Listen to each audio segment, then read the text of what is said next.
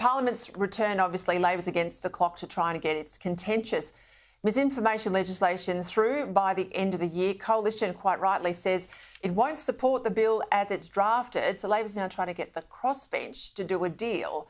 Already the whole process looks like a bit of a sham. Stakeholders were given barely a week to comment on quite detailed legislation.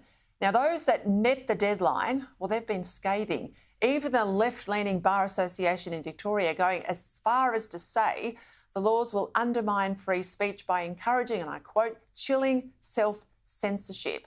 And now further concerns, Australians could be at risk of spending up to a year in jail if they refuse to cooperate with misinformation hearings, they're called, which could also capture people affiliated with social media or digital platforms, not just those who create the content.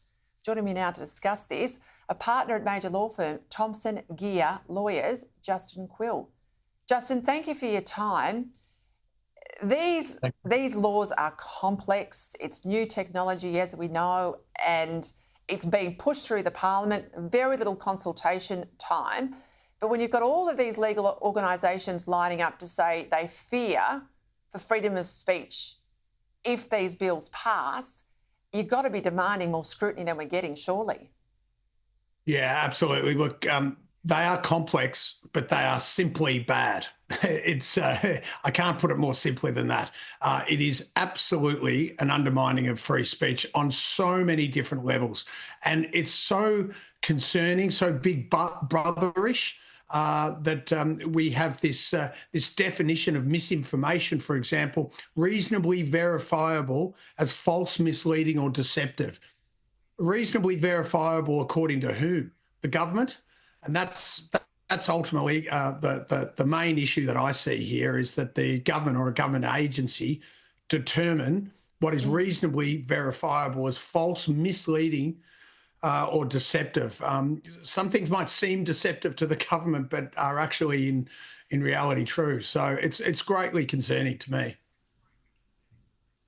Let's step back before we get to that point you made there about the government authority, because that's ACMA, the Communications Media Authority. That's an unelected bureaucracy. They're the ultimate judge and jury, let's say, if something comes to the decision maker.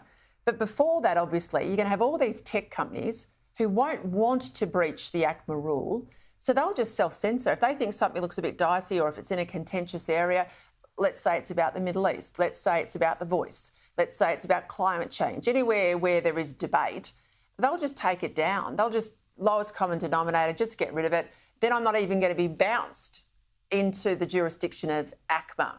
So that's my fear, that it'll just mean that voices are lost in the online debate. Yeah, look, judge, jury and executioner, I'd say ACMA is going to become under this legislation. In terms of self-censorship, I guess I can't really speak for the tech companies and how they will handle in the future some demand based around this definition of misinformation. We have seen, of course, X-Corp fight overreach by the Safety Commissioner, the overreach including the attempt to globally take down and censor what people saw in other countries about the stabbing of Bishop Murray in Sydney.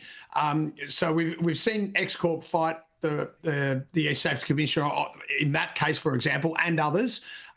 So I don't think you can necessarily assume that all tech companies will give up their right to free speech. X-Corp certainly has fought pretty hard on it. As for others, look, who knows how it will happen, but it is a concern. Self-censorship is a concern, and part of the reason it's a concern is it's not something. If a tech company doesn't fight it, then we don't know about it. It just happens in the background, and that is one of the worst sides of it. That sense of self-censorship.